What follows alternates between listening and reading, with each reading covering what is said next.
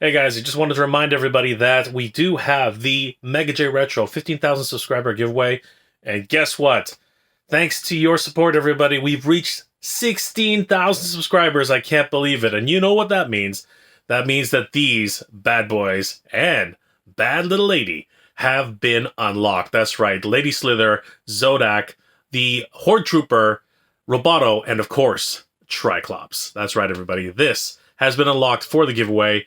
And if we happen to reach 16,500 subscribers, guess what?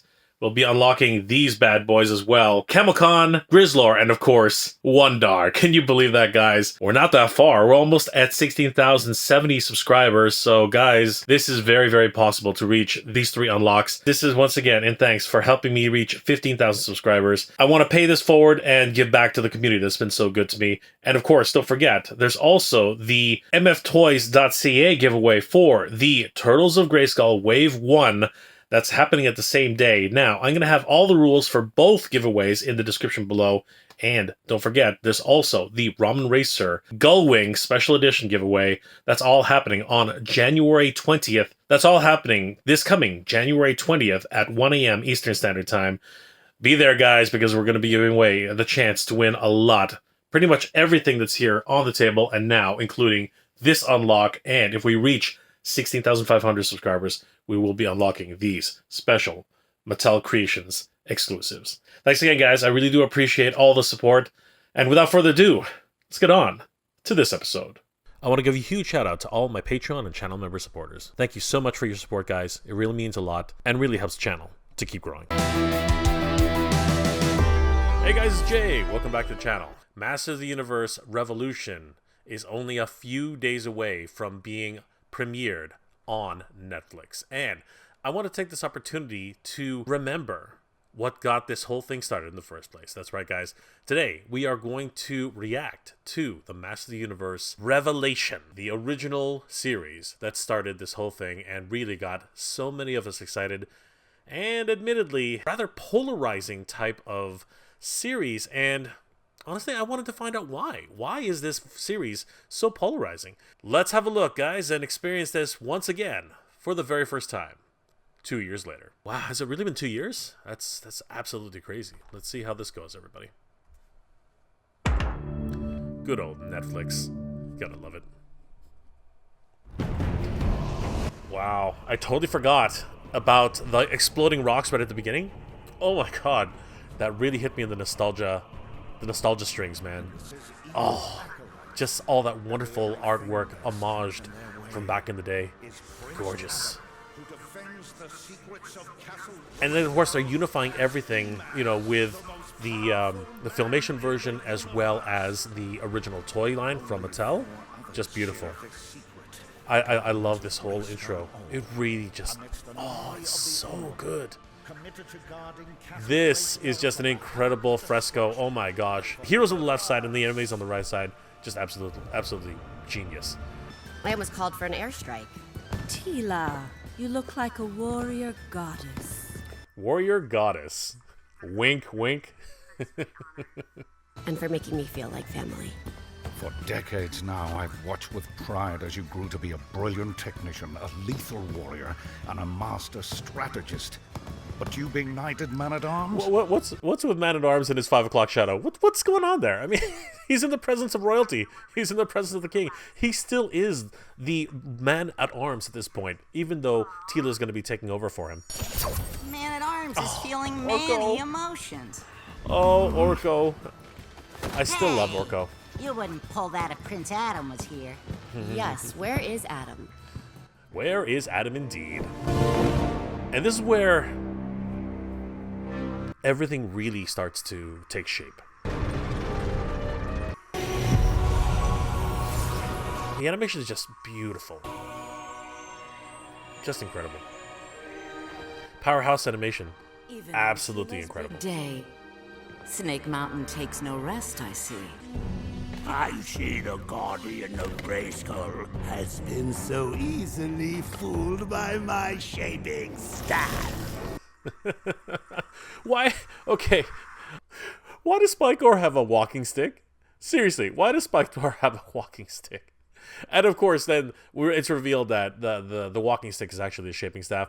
That's kind of neat. I do appreciate that. The Lord of Destruction. Skeleton. And then we start realizing something's up. It's interesting to see that this is Faker. He's gonna kill Cringer. Help me save Cringer. Oh. I have the power.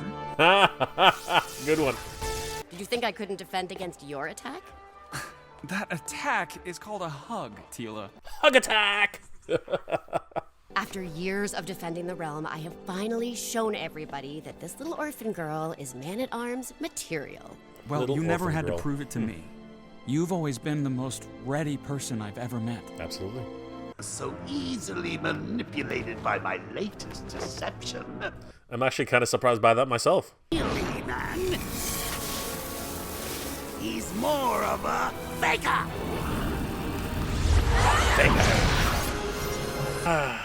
I don't think anybody... I think a lot of people were expecting Faker to be more like Blue Faker, right? Evil Lynn. Sorry, sorceress. I'm not. If I have one regret, if I truly have one regret for the toy line at this stage, is that they never actually have released this version of Evil Lynn. At least not yet. They really need to release this version of Evil Lynn. You know, her more Filmation inspired version, right?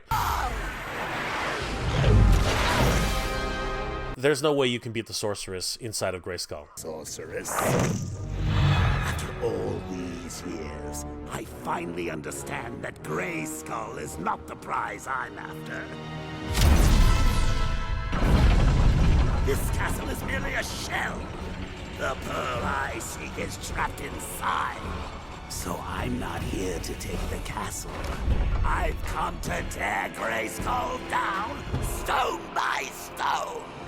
Are you strong enough to... Bashosaurus. I love it. The land shark. It's interesting because those two vehicles never, didn't have... I think the land shark showed up once in Filmation, but the Bashosaurus never, ever showed up. This was a great strategy, though, by Skeletor. You know, making the sorceress use up what strength she has to defend the castle, while he basically waits her out inside of Castle Grayskull, basically just making her deplete all of her energy and, you know, wean herself down until he can basically just waltz in and take over. Call your champion. Oh, Randor. It really is too bad that Prince Adam never had... Hear me, wherever you are.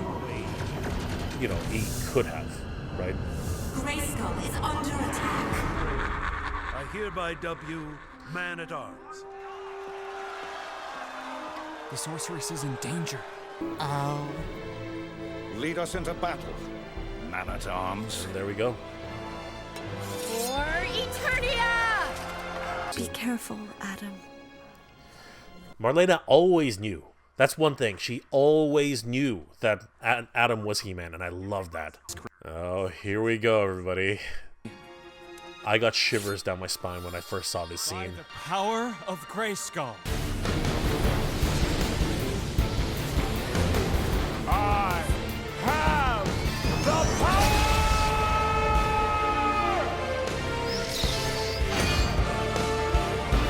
The music, the visuals, everything about this is just perfect. I'm still feeling shivers down my spine. It's crazy. That wonderful scene. Look at this. The power imbued into these two beings. It's just majestic. Now, there have been a lot of comments about how it's a Sailor Moon transformation, you know, with the glowing and, you know, the appearing of different clothing and, you know, different parts of the armor and the straps. What's wrong with that? I actually rather liked it. I didn't mind the fact that, you know, we saw the transformation part. It was something different. This is an incredibly amazing scene.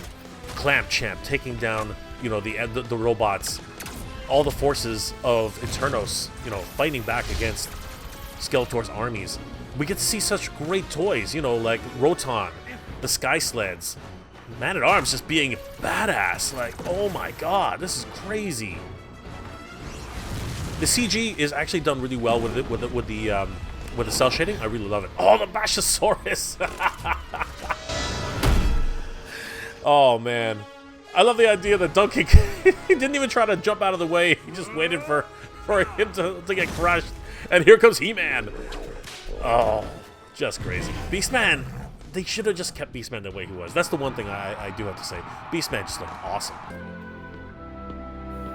Are you all right? Did they hurt you?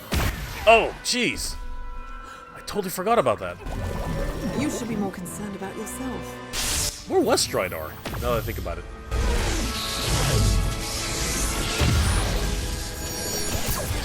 Oh, Orko. Not like, I wonder if Grayskull gave him a little bit of extra ability while he's there. See, this is why, you know, Teela got her original costume. Evelyn needs her original costume as well. Oh, Night Stalker's broken loose. I'll handle this nightmare. Okay, You find that was badass. That really was badass. Duncan still got it in him, and it's interesting because in the Filmation series, he did very little fighting.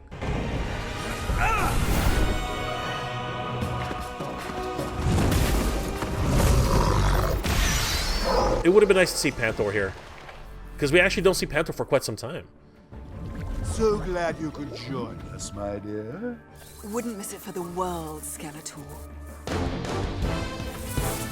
The voice acting was top-notch. A lot of people do criticize the choices, but honestly, I feel that they did an admirable job.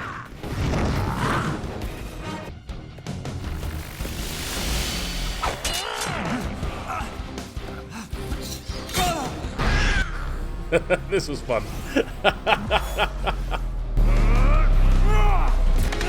Oh! broke his hand. I love it.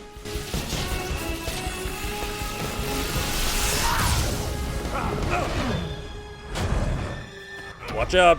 Yep. A good old dirty fighting from Skeletor. Leave this place and never return. You first, Mossman.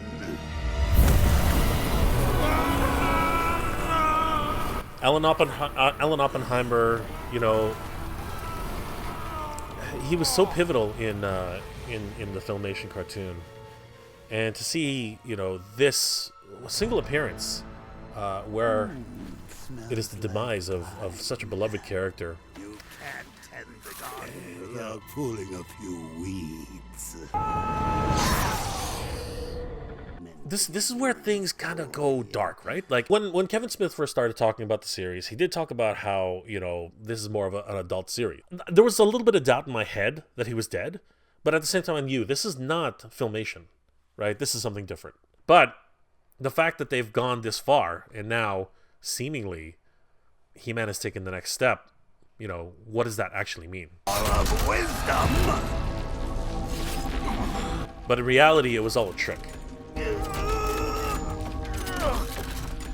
The Hall of Wisdom was the storehouse of all the knowledge of the universe, where the Council of Elders concentrated their powers into this magical orb. And to greedily protect their prize, the Elders created the illusion of Castle Grayskull, concealed the majestic Hall of Wisdom. Again, wonderful that they're unifying both like these series all together in one Will be mine. canon, you know?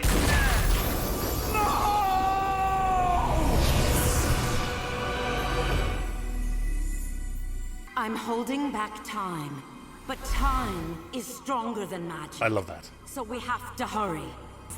By cracking the orb, Skeletor has released the very magical power that created Eternia and the entire universe. So when this moment unfreezes, we'll only have seconds before all of existence comes to an end. If we're all gonna die, then what was the point of bringing us here? This This is the point. And in a lot of ways, I think whether it was misinformation or whether it was a bait and switch, let's go ahead and say it, right? Or whether it was just, you know, a Kevin Smith moment to troll people and just beat Kevin Smith. You know, this is actually the real reason and the real, you know, beginning of Revelation.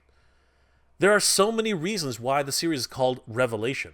The revelation that Castle Grayskull is not actually Castle Grayskull. The revelation that Skeletor has had, knowing now that all along he was looking for a power, which he believed was Castle Grayskull, but in fact it was the power of Eternia and the Council of Elders, right, in this one magical source, which helped to create Eternia in and of itself, right? The true revelation of what the sorceress is protecting, and the revelation that Teela is actually destined to take over. But also the revelation that she's been lied to this entire time. Because I wanted to see you, Teela, one last time. Me? What if I called on the power of Grayskull while I'm already in this form, and used the sword like a conduit to contain the blast? What do you mean in this form? This moment, as I said earlier, is the accumulation of all the revelations brought into one point in the whole story. And this is the beginning of Revelation. The Sword of Power could absorb the blast and save the universe, yes. But He-Man, you would have to be wielding it. The power of that much magical energy will kill anybody, even you. You'll die if you do this, He-Man. That's right.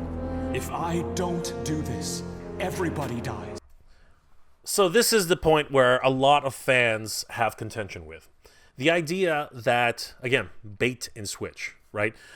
Because we had the incredible trailer that was released months ago, and everyone was expecting He-Man to be the one, the center point of the story.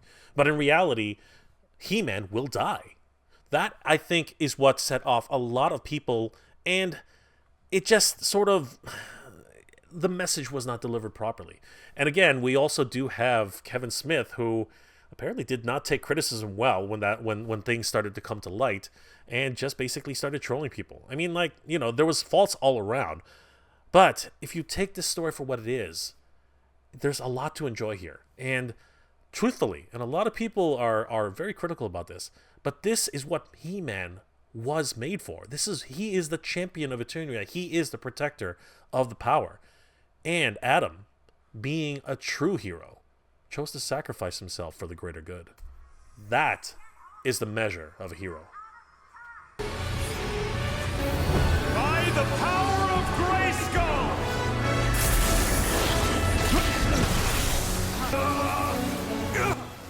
And here is the revelation for Teela to realize that she's been lied to her entire life.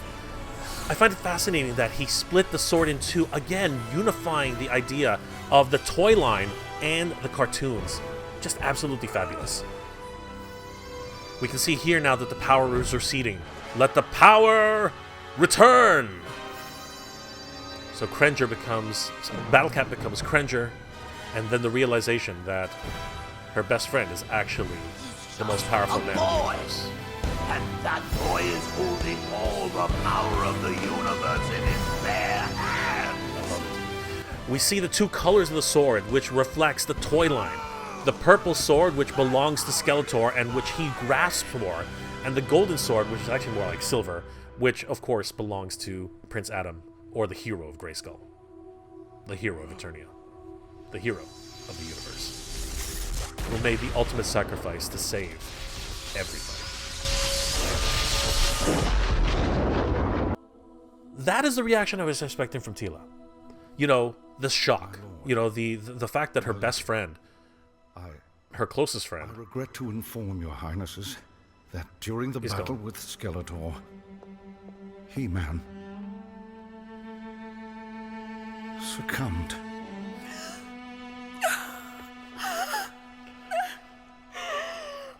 May he forever bask in the glow of his great reward in Preternia. Randor, we've lost our son. Another revelation. What?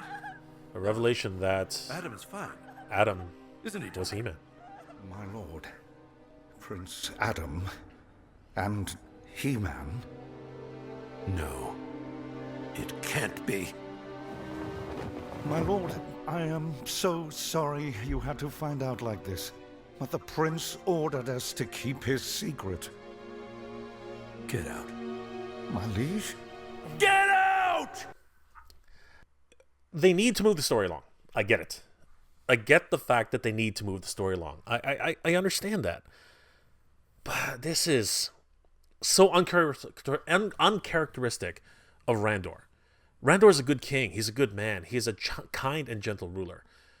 And I understand he's succumbing to grief. And his anger lashing out at, the one who was supposed to protect his son. I get it.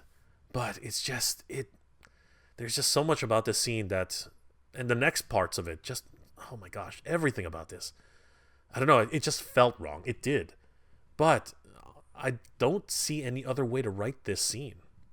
Unfortunately. I strip you of your title and banish you from the palace forever!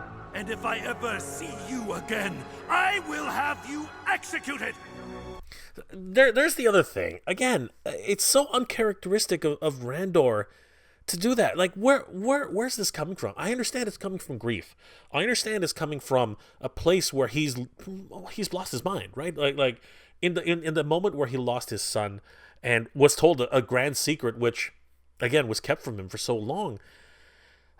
But Duncan has been a loyal servant to him for so long, and yes, but what were you supposed to do? He-Man was always the hero fighting. Duncan was he's just the man-at-arms. But to declare that he is an enemy of the state, and if he ever returns, he will be executed, just absolutely shocking. As you wish, my liege. Tila, get this disgraced man-at-arms out of my sight! No. I am done with every one of you. Tila! You knew, didn't you? And you never said anything, not even to him. Everybody I ever trusted since I was a child knew Adam was He-Man. I have laid my life on the line for every one of you, but you're all a pack of liars. So, again, uncharacteristic of Tila, right? And again, stricken with grief, right? Confusion, disbelief. But again, I'm not sure if there's another way to write this. I think there is. I think there is another way to write this particular version of Tila. But I do have to say, this is probably the one point of the show where I do have to say I think they made a mistake here. I think that there could have been a different way of writing this. Her vitriol, the anger that she feels, she's lashing out and actually acting pretty damn childish. I will freely say that. This is totally not Tila. And Adam was no different. Tila. And right there, scorning Adam? Why? I mean, he was your best friend. He was the one you relied in. She confided in Adam more than anybody else. They grew up together. Right? And he's gone. And then, again, instead of honoring him, she scorns him. Not, again, no. I think there could have been I do believe there could have been a better way to write that. That's enough. Yes, it is. Because I've had enough. Enough of your secrets and lies. Enough of magic and the monsters it makes. Enough of the royal palace. And enough of Castle Grayskull to last me a lifetime. I'm done looking out for the people who never told me the truth. He-Man is gone. Skeletor is gone. And now,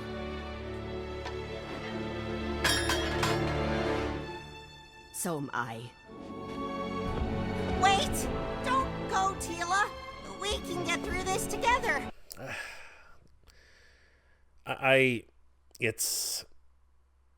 It's hard to take that. It really is. I mean, like there's so many things to take away from that. But the reality is, being lied to for those many years, I can understand where the anger is coming from. But I mean, this is your life. You've lived this for so long. It's hard to. it's really hard to take. I mean, like, I can't, it's hard to believe. It's hard to believe. And that's, I think, one of the biggest problems for this series. A lot of people just wouldn't accept it. I, for the most part, won't accept it. Like, this is not Tila. It really isn't. But if you don't accept that, right, as a part of the story, then there's not going to be much of a story. And I think that's actually why a lot of people decided to basically stop watching it right here. As always, I am a 3-episode type of guy. If I watch it for 3 episodes and it keeps me interested, I will continue to watch. And this was probably the most disappointing part of the show, I do have to say. There are a lot of other parts of the show later on that are shocking and in a lot of ways kind of unbelievable. But this is probably the one which really disappointed me the most. We can get through this together, like we always do. He doesn't exactly sound like the Orko of Filmation, but it's close enough that I can really relate to it.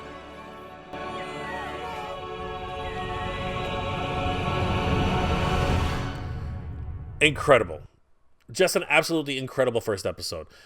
The ending, again, for me, Tila's departure, her outburst, it was selfish, in my opinion. Her best friend just died.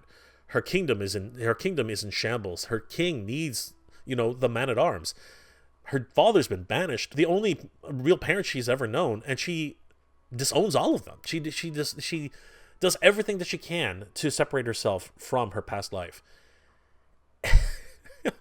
That really was the hardest part of this show to really accept. In a lot of ways, I really don't accept it. I don't think it was the right choice. Seriously, I think it was a mistake. I do actually believe that was probably the worst part of the story. And that's not saying that I didn't enjoy the series. I did enjoy the series, and I continue to enjoy the series. And in episode 2, there's a lot of good stuff in there too. So, honestly, I can see where a lot of people are coming from. I really can. But you have to give it a chance. That's the most important part about this show. Giving it a chance allows you to see what else is going on with this series. And for me, I'm so glad that I continue to watch it all the way to the end. Guys, I hope you really did enjoy this look back at Master Universe Revelation Episode 1. I'm hoping to do an entire series leading up to the launch of Master Universe Revolution. And each episode, I'm going to dissect exactly what it is about the series that has its triumphs and, of course, its shortcomings. Because, as I said many times, I really, really did enjoy the series. So join me for this whole week of reviewing and reacting to the Master Universe Revelation in celebration of Master's Universe Revolution. We have the power, everybody. We have the power. And Master Universe Revelation continues all this week. Good journey, everybody. Geek proud.